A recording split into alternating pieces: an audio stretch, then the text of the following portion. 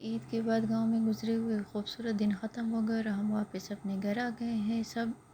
سفر جتنا خوبصورت ہوتا ہے واپسی پر اتنا ہی کام انتظار کر رہا ہوتا ہے۔ سب سے پہلے گھر کی صفائی کی، کیونکہ صاف اور سجا ہوا گھر دل کو سکون دیتا ہے اور نئی شروعات کا احساس بھی دلاتا ہے۔ بنایا جائے آج کے جوس میں نے آڑو، سیب، کیلا، آلو بخارا اور کھجور استعمال کیا۔ یہ تمام پھل نہ صرف ذائقے میں لاجواب بلکہ صحت کے لیے بھی بہت فائدہ مند ہے۔ آڑو جسم کو تازگی دیتا ہے، سیب فائبر سے بھرپور ہوتا ہے، کیلا توانائی دیتا ہے، آلو بخارا ہاضمے کے لیے مفید ہوتا ہے، جبکہ کھجور قدرتی مٹھاس اور فوری طاقت فراہم کرتا ہے۔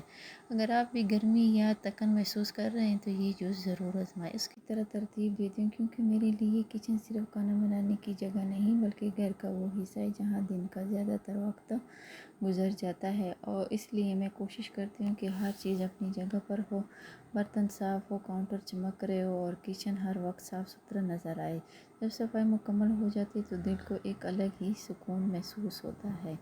پھر کھانا بنانے کا بھی اپنا ہی مزہ آتا ہے۔ میرا ماننا ہے کہ روزانہ تھوڑا تھوڑا وقت صفائی پر ہی لگایا جائے تو گھر ہمیشہ خوبصورت، منظم اور خوشگوار لگتا ہے۔ یہی چھوٹی چھوٹی عادتیں گھر کو واقعی ایک خوبصورت احساس دلاتی ہے۔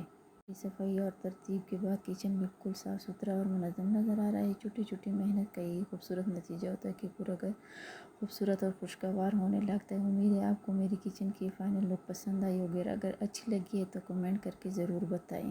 جھلک دکھاتی ہوں، مجھے امید ہے کہ آپ کو ہمارے گھر کا سادہ اور صاف ستھرا انداز پسند آیا ہوگا۔ اگر آپ کو ایسی روزمرہ زندگی، صفائی اور کوکنگ اور فیملی ولاگ دیکھنا پسند کرتے ہیں تو میرے چینل کو ضرور سبسکرائب کریں، ویڈیو کو لائک شیئر کریں، کمنٹس میں ضرور بتائیں کہ آپ کو آج کا ولاگ کا کون سا حصہ سب سے زیادہ اچھا لگا ہے۔ آپ کی محبت اور سپورٹ میرے لیے بہت قیمتی ہے۔ اگلی ولاگ میں پھر سے نئی روٹین اور نئے لمحات کے ساتھ ملاقات ہوگی۔